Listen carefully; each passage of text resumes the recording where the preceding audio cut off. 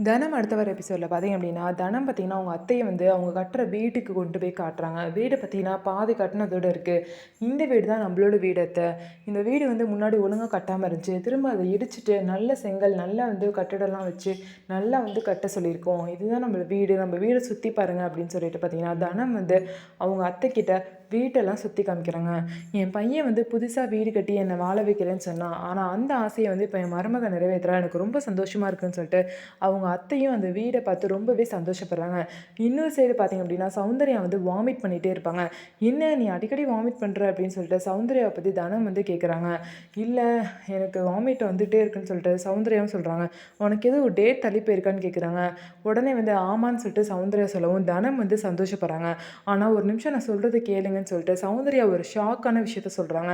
"நானும் சண்முகமும் சேர்ந்தே வாழல" அப்படின்னு சொல்லி ஒரு விஷயத்த சொல்லிடுறாங்க. அதுக்கப்புறம் சௌந்தர்யா வந்து தனத்துக்கிட்ட இந்த மாதிரி வந்து அந்த திவாகர் வந்து என்னை கடத்தி வச்சிருந்தால அவன் என்னை கெடுத்துட்டான் அண்ணி அப்படின்னு சொல்லிட்டு அழுதுகிட்டே தனத்துக்கிட்ட சௌந்தர்யா சொல்கிறாங்க. இதை கேட்ட தனத்துக்கு பார்த்தீங்கன்னா ரொம்பவே வந்து ஷாக் ஆயிடுச்சு.